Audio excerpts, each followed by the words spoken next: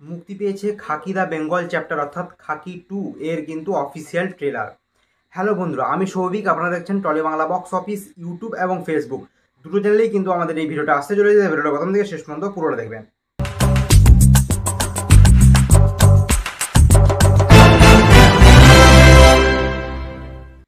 এবার আসি আজকের টপিকে।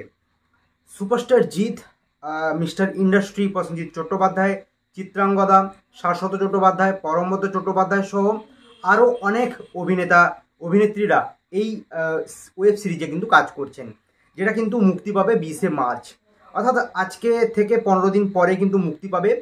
এবং তারই কিন্তু ট্রেলার অর্থাৎ অফিসিয়াল ট্রেলার কিন্তু মুক্তি পেল আজকে সন্ধ্যে 7টার সময়। কিন্তু বেশ জাঁকজমকভাবে কিন্তু ট্রেলার লঞ্চ করা হলো। তো ট্রেলারটা কেমন লাগলো? তো প্রথমে আসি গল্পের যে স্টোরি লাইন, অর্থাৎ কোনো এক পুলিশ ইন্সপেক্টর বা পুলিশ অফিসার খুন হন, সেটা সম্ভবত পরমব্রত চট্টোপাধ্যায়, এবং তার জন্য কিন্তু শাশ্বত চট্টোপাধ্যায় একজন কি বলবো এখানে অ্যান্টাগনিস্ট রোল করেছেন। তো শাশ্বত চট্টোপাধ্যায় কিন্তু তার ডান হাত এবং বাম হাত দুজন, তো সেই দুজন কিন্তু মেন যে ভিলেন রোলটা বলা যায় সেটা কিন্তু তারা প্লে করছে। তার কারণ হচ্ছে শাশ্বত চট্টোপাধ্যায়কে পরবর্তীকালে খুঁজে পাওয়া যায় না, অর্থাৎ তাকে কেউ গায়েব করে দেয়। এবং তার যে ডান হাত এবং বাম হাত তারা দুজন কিন্তু তারপর কিন্তু প্রত্যেকটা গেম কিন্তু তারা খেলতে থাকে। এবং প্রসেনজিৎ চট্টোপাধ্যায় মেবি কোনো মানে ভালো কোনো পলিটিক্যাল পার্সনও রয়েছেন তিনি, যেটা হতে পারে ডেপুটি সিএম বা যে কোনো ভালো পোস্টে। তো তিনি কিন্তু অর্জুন অর্থাৎ জিতকে কিন্তু এখানে পুলিশ ইন্সপেক্টর হিসেবে আনেন এই পুরো ঘটনার তদন্ত করতে। এবং সেখানে কিন্তু সুপারস্টার জিৎ একের পর এক সব কিছু কিন্তু বের করতে থাকে এই ঘটনার সম্বন্ধে, যারা যারা জড়িত, এবং পুরো ভেতর থেকে সব কিছু বের করতে থাকে, সমস্ত রকম ইনফরমেশন বের করতে থাকে। এবং সেই ইনফরমেশন বের করার ফলে কিন্তু রাজনৈতিক চাপ যেটা বলা হয়, যে উপর থেকে কিন্তু প্রেশার পড়ে যে সব কিছু খোলসা করা হচ্ছে, তো সেখানে কিন্তু প্রবলেম হয়। সেক্ষেত্রে কিন্তু প্রসেনজিৎ চট্টোপাধ্যায় কিন্তু বিপরীতে চলে যান। এবং তারপরে সুপারস্টার জিৎ এই একের পর এক ইনফরমেশান লিক করতে থাকেন, একের পর এক ইনফরমেশান বের করতে থাকেন।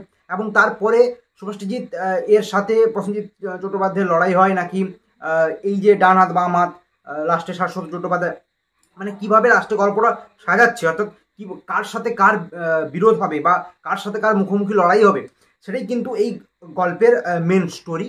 এবং এখানেই হয়তো টুইস্ট আনতে পারেন নীরজ পান্ডে, যেহেতু তার গল্প এই টাইপের হয়ে থাকে। তো এখানে সুপারস্টার জিৎ এবং শাশ্বত চট্টোপাধ্যায় এবং প্রসেনজিৎ চট্টোপাধ্যায় তিনজনই কিন্তু ফাটিয়ে অভিনয় করেছেন।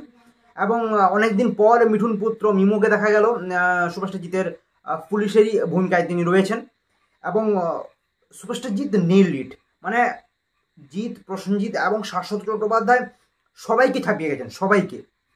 এবং সুপারস্টার জিৎ বরাবরই তার স্ক্রিন প্রেজেন্স দারুণ, এবং তার ডায়লগ, তার অ্যাকশন, প্রত্যেকটা জিনিস, এবং তিনি এত সুন্দর হিন্দি বলতে পারেন, সেক্ষেত্রে হিন্দি স্পিকটা খুব ভালো হচ্ছে।